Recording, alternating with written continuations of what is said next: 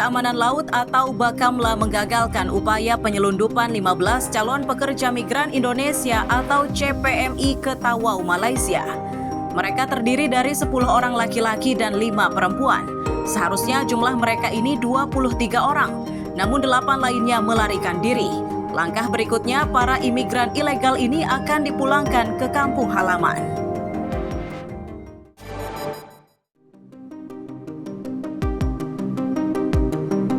Seorang pemuda bernama Nandika ditemukan dalam kondisi tidak bernyawa di kawasan Grand Valley, Blok J11, Gunung Guntur, Balikpapan Tengah.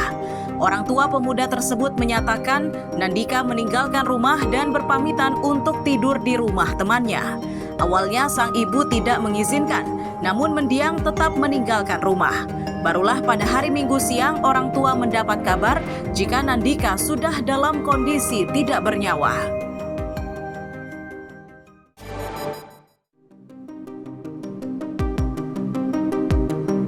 Permukiman warga di kilometer 28 Jalan Poros Samarinda, Balikpapan kondisinya memprihatinkan. Rumah-rumah warga rusak setelah tanahnya terus bergerak. Bahkan beberapa bangunan sudah ada yang ambruk.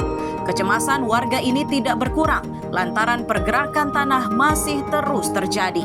Saat diminta mengungsi, mereka menjadi bingung karena tidak memiliki tempat lainnya untuk ditinggali. Saat ini mereka hidup di dalam tenda.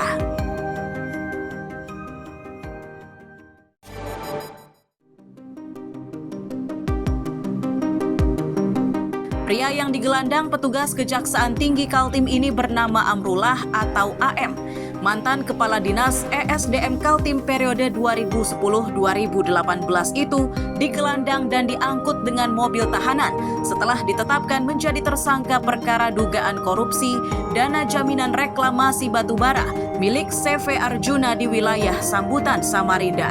Akibat ulahnya tersebut, keuangan daerah merugi hingga puluhan miliar rupiah.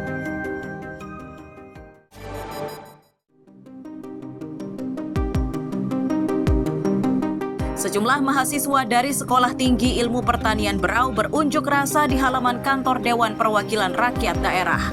Aksi tersebut dilatar belakangi persoalan penggabungan kampus Tiper dan Universitas Muhammadiyah Berau.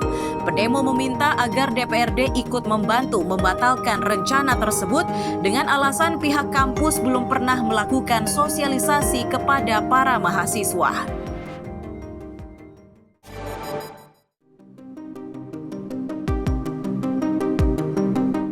Permukiman di kawasan Jalan Cendrawasih Karanganyar Pantai Tarakan terbakar.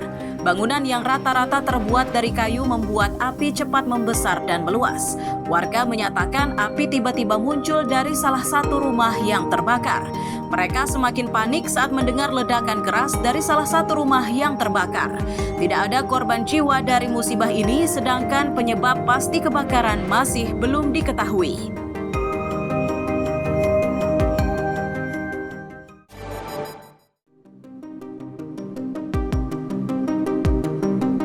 Sebuah mobil yang diduga mengangkut penumpang dihadang oleh ratusan pengemudi ojek dan mobil online yang melakukan aksi demo di depan kantor Gubernur Kaltim. Pada aksinya kali ini terdapat 5 tuntutan yang disampaikan oleh pendemo.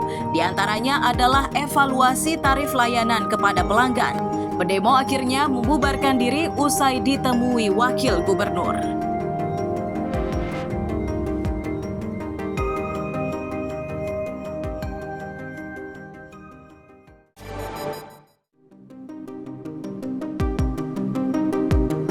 Banjir dengan kedalaman antara setengah meter hingga 1 meter terjadi di Kabupaten Malinau.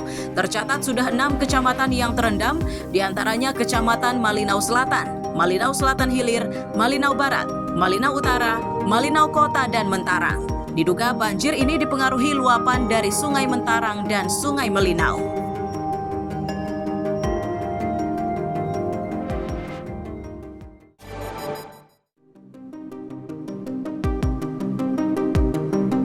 Pengendara mobil dan motor ini harus menelan kecewa karena gagal mengisi bahan bakar minyak atau BBM jenis Pertalite maupun Pertamax.